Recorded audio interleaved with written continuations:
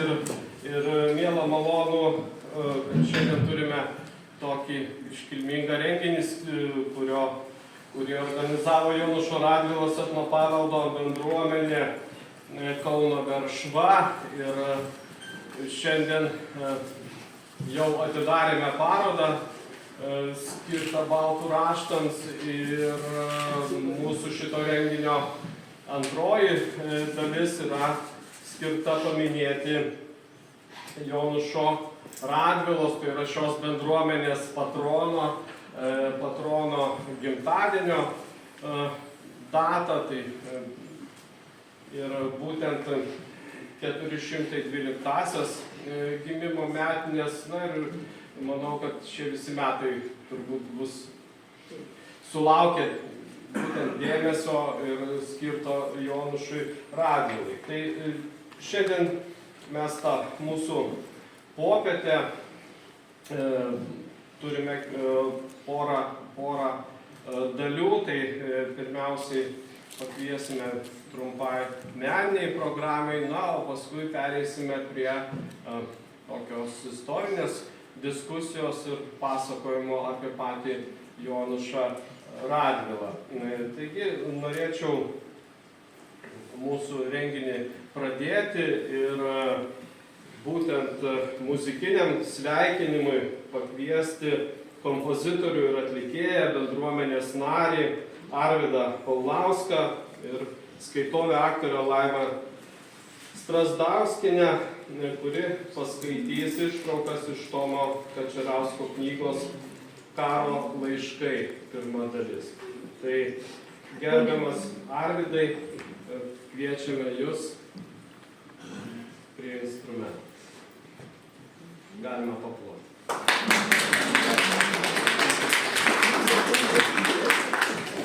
Jis yra sukūręs ne vieną eilėraščių pavertęs muzikinį melodiją ir padainavęs, jis labai geras solistas.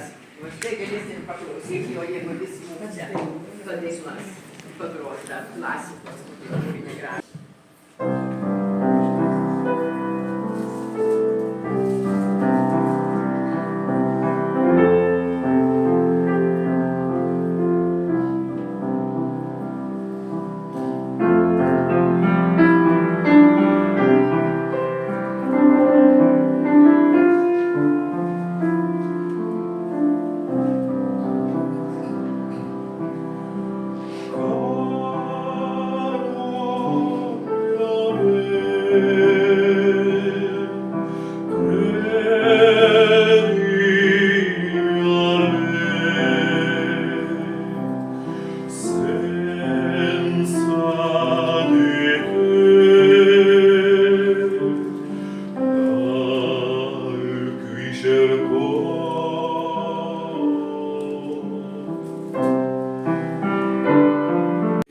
Dėkojame mes gerbiamam kompozitoriui Arvydui Paulauskui už šios kūrinius, kurie, na, turbūt taip dvasingai įveda mus į sekančią mūsų popietės dalį. Ir dabar norėtume pereiti prie pažinties, turbūt taip, nes galbūt ką esame paskaitę, nepaskaitę apie Jonušą Radvilą. Ir mes džiaugiamės, kad šiandien į šią popietę pavyko sukviesti išties būrį tyrinėtojų, mokslininkų, besidominčių Jonušu Radvilą. Ir norime juos visus čia pakviesti šalia mūsų. Kviečiame Vytauto Didžiojo universiteto istorijos katedros docentę Laimą Gucevičiūtę.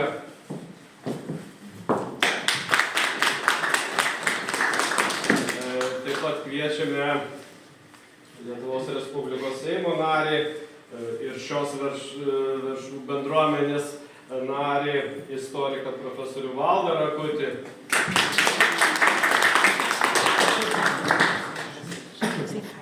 Taip pat kviečiame prisijungti ir Vilniaus Gedimino technikos universiteto filosofijos profesorių Tomą Kačerauską.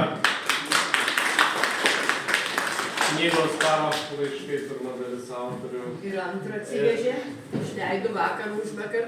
Taip pat norime pakviesti taip pat šios bendruomenės narį, sociologą, daktarą Raimundą Kaminską, gerbiamas Raimundai, prisijungti prie mūsų.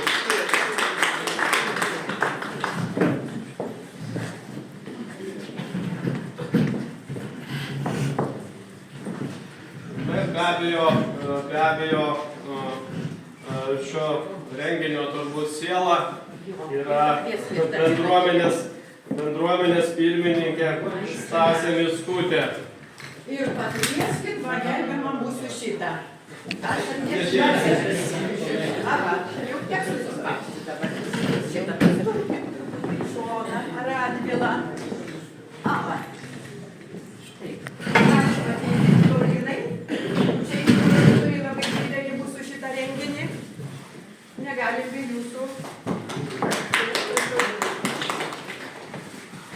Tai prie mūsų prisijungė ir gerbiamas Seimo narys daktaras Laurynas Šedvydis, kuris taip pat yra ir šio parodos katalogo. Taip pat renginį dalyvauja ir dar vienas mūsų Seimo narys, gerbiamas Algimantas Radvila. Na štai toks gausus būrys reikšmingų žmonių. Ir šiandien norisi prisiminti būtent šios bendruomenės patroną Jonušą Radvilą, minint jo gimtadienio 412 gimtadienio sukaktį. Ir pirmam pasisakymui norėtume pakviesti gerbiamą docentą Laimą Bucevičiūtę. Ir man atrodo, šitie žodžiai, šita citata iš tikrųjų liudija, kad būtent Lietuvos kariuomenės vado likimas, iš anksto buvo nulemtas Jonušui Radvilai ir jisai tikrai šitam likimui nesipriešino. Nes jeigu pažvelgtume giliau, tai net 5 šitos giminės vyrai savo rankose laikė etmono buožę.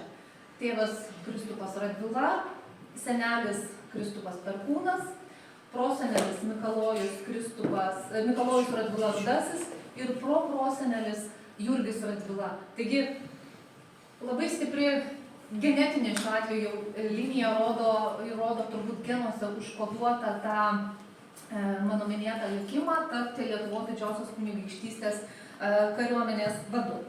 Norėčiau porą tokių dar intarpų įdėti šalia šito pranešimo, tai Laima paminėjo tas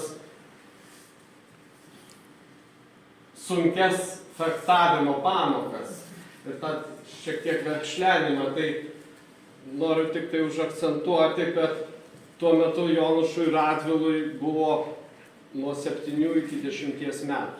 Berniukas. Berniukas, kurį tėvas mokė visų riterystės dalykų ir skatino, kad jis eitų šituo keliu, sakykime, visokius menus palikdamas kažkur šone. Na ir dar viena tokia, ne tai kad įžvalga, bet toks paminėjimas, kad Laimos paminėta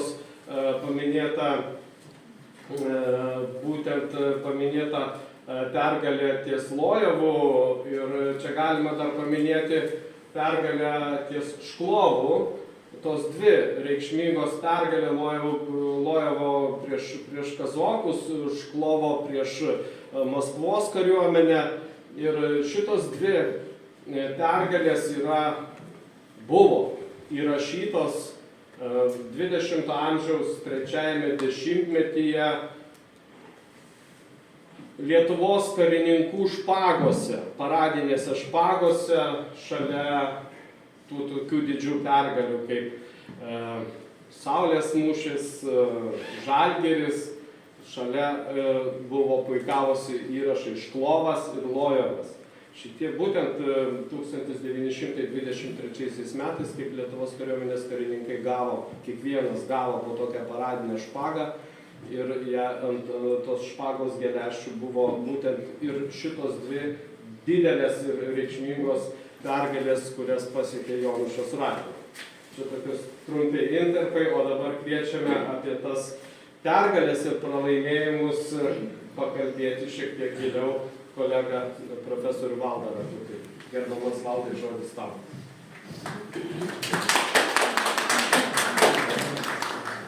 Iš tikrųjų, puikus pristatymas Danos Guzevičiūtės, Jono įžvalgos ir manęs kalbantis greičiausiai irgi kalbės apie panašius dalykus. Kodėl taip daug reikia kalbėti apie karį?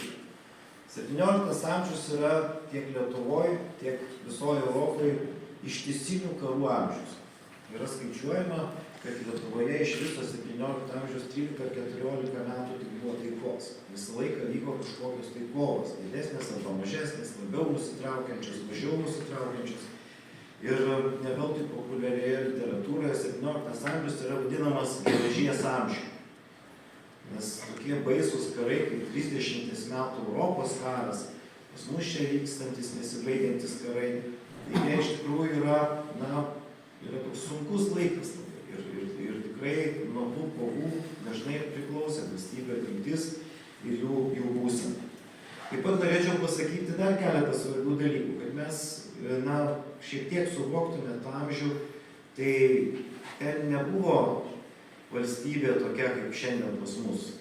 Tai yra iš esmės oligarchinė valstybė, kur taip yra monarchas, bet jisai nevaldo realiai situacijos, valdo realiai didikai. Ir kiek tas Moldovas tais didikais susitarė, tai mūsų Jonušas Radvila yra, šiais laikais sakytume, oligarchas. Tai yra žmogus, kuris ne tik tai vykdo savo tiesioginės funkcijas, bet jisai vykdo diplomatinę veiklą didžiuliam regione, kuris turi labai rimtų interesų, tiek savų, tiek šiuo atveju religinių interesų. Nes 17 amžiaus pirmoji pusė yra religinių karų amžius.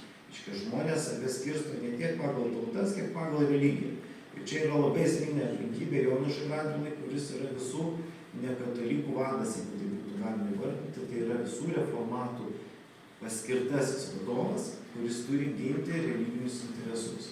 Kovų ir pergalių istorinę svarbą gyveno, statė, kūrė jie tautos istoriją, kuri turėjo atspindėti jų didžias veiklos erdves, kad Lietuva ne tik kovojo už egzistencinį būvį, bet kūrė ir didingas šios tautos išlikimo gaires. Todėl tautos istorijoje didingai skamba apie aršias kovas dėl išlikimo lemties, dėl žemės lopinėlio, dėl Baltijos svarbos, dėl tautos egzistencijos, dėl Lietuvos ateities. Ne vien tik pilys, stūkstančios manosios Lietuvos dar vis, bet jų darbai ir pasiekimai didūs. Ir šiandien žadina jausmus gilius, ką paliko mūsų tautos istorijos vingiuos. Dabar jie ilsisi ramiai savo sarkofaguose, palikę tautai didžiulius pasiekimus, o ir viltis, kad jų darbų tąsa vyrautų čia ir visada, kaip priesaika vardan savos tautos, savosios Lietuvos. Ačiū už gilias eiles ir norėtume dabar pakviesti gerbiamą profesorių Tomą Kačerauską, 2 dalių knygos autorių, ir kuris norėtų su mumis pasidalinti apie Jonušo Radvilos savybės, asmeninės savybės ir kuriant knygas, rašant knygas, buvo gilinamasi į Jonušo Radvilos asmenybę. Tai gerbiamas Tomai, žodis jums. Ačiū. Tai pirmiausia, norėčiau padėkoti Stasei Mickutei už 2 dalykus. Už tai, kad pakvietė, už tai, kad pasodino tarp tokių garbingų žmonių. Iš tikrųjų, aš profesoriaus Raugučio klausiausi išsižiojęs, nes tie dalykai mane paprastai įdomus, nors aš pats ne istorikas. Pirmiausia, informaciją aš turiu vieną iššokėlį čia iš pirmos dalies apie tai, kaip Jonušas Radvila gaudė dezertyrus iš savo kariuomenės. Čia kaip tik buvo užsiminta, kas buvo drausmė pairusi, nieko keisto, tokie laikai nesaugus ir tarsi betvarkė baisi valstybei.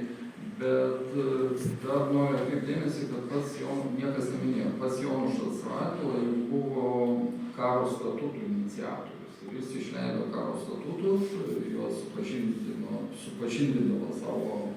su jais supažindindavo savo karius ir, aišku, pareikalavo laikytis tų karo statutų. Už dezertyravimą grėsė mirties bausmė. Tai štai čia vienas epizodas apie tai, kaip buvo dezertyravę kariai ir kaip juos pagavo ir kaip jis vykdė tą mirties bausmę.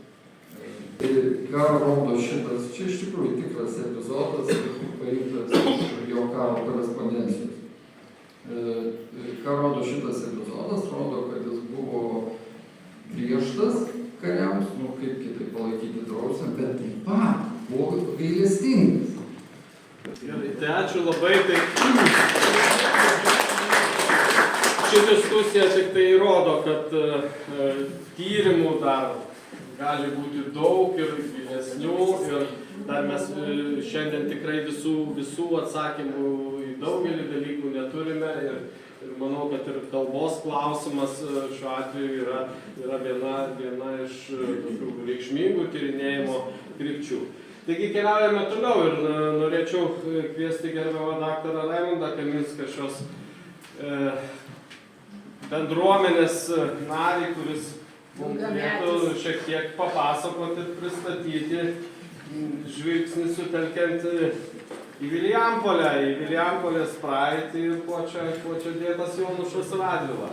Ačiū, gerbiami Seimo nariai, gerbiami istorikai, mokslininkai, 27 knygos bičiulių draugijos nariai, kiti visuomenininkai ir keli valio žmonės.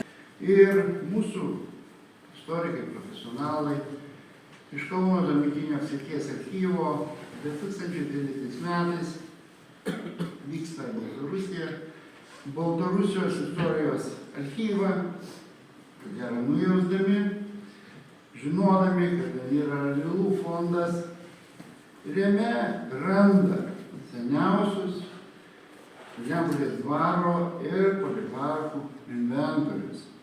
Pirmasis inventorius yra 1653 metų. Kaip minėtasis Vilijampolės inventorius, ankstyviausias šiandien iš mūsų visų žinomų, surašytas 10 lapų lenkų kalba. Šiame inventoriuje Vilijampolė vadinama Vilijampolė. Tačiau buvo nekyla klausimų, kad jame kalbama apie dabartinės Vilijampolės teritoriją, nes inventoriaus preambulėje įvadinėje dalyje rašoma, kad tai yra inventoriaus nuosavybės priklausančios jo šviesybei Vilniaus vaivadai Jonušui Radvilai, esančios Kauno palietė tarp jų upių Nemuno ir Vilniaus. Tai čia yra tikrai faktas, rastas profesionalų, trumpai pristatytas, keletą tokių momentų. Šitam inventoriuje įdomus momentas, kad yra atskiriami miestiečiai ir valstiečiai. Tai kokios tai buvo pavardės. Sako, kas ta Vilijampolė?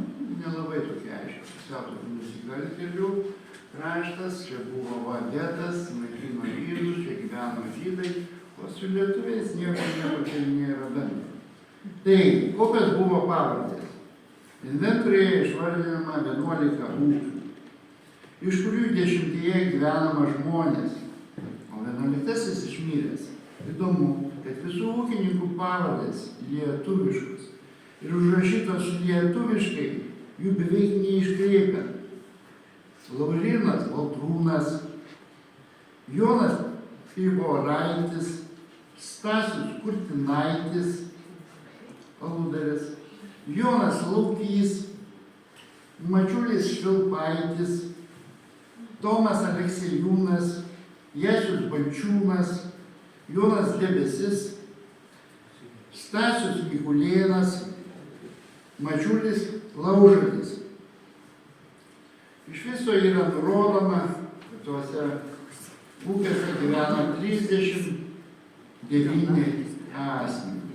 Linkiu darbuotis, telkti, motyvuoti jaunąją kartą.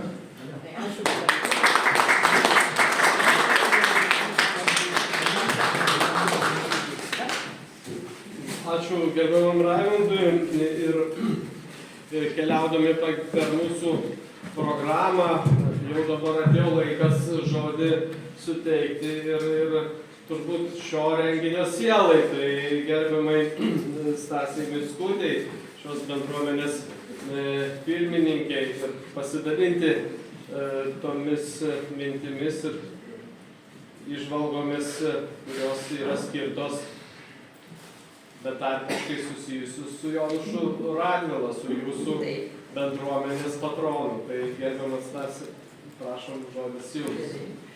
Taip labai malonu, kad čia tiek daug mūsų susirinko ir klausosi, kas tas Radvila buvo, dar daugiau susidomėjusi yra, kurie norės susitikti kituose susitikimuose, negalėjau šį kartą atvykti.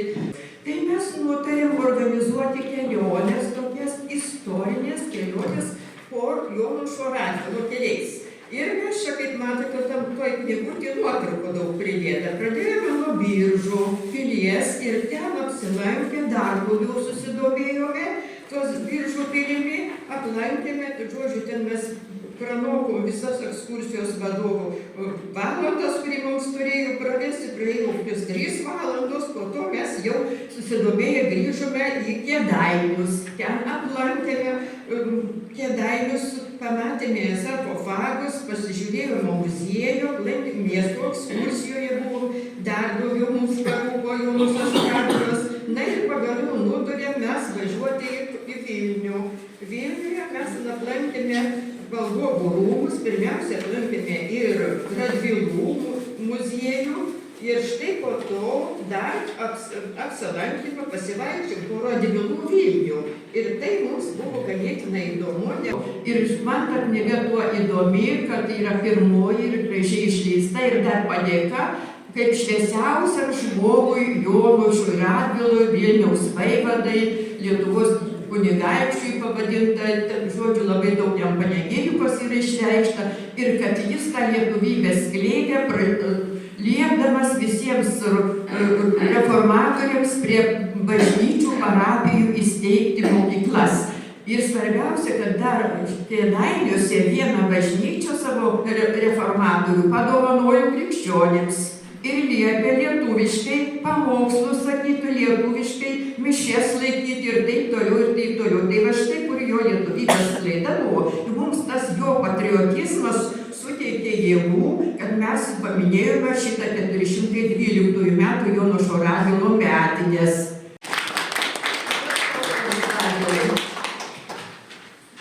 Tai labą dieną visiems, pirmiausia, gerbiami svečiai, Seimo nariai, kolegos, bičiuliai, bendruomenė. Aš tik pradėsiu, jau vis tiek pavargot, vis tiek 2 valandos paskaita, visi aš biškai taip matysite. Dabar rimčiau, tai iš tiesų labai smagu, džiugu pirmiausia jums, kad gyvenimas bėga ir galiu visų laikų atrasti naujų žmonių, naujų idėjų kalbančių žmonių, kurie tiesiog būrė ir savo gražiais bendravimais, įsamiais, gebantys įvairius darbus nuveikti ir svarbiausia labai nuoširdūs. Labai džiugu smagu. Labai džiugu, labai smagu pabūti tokioje bendruomenėje.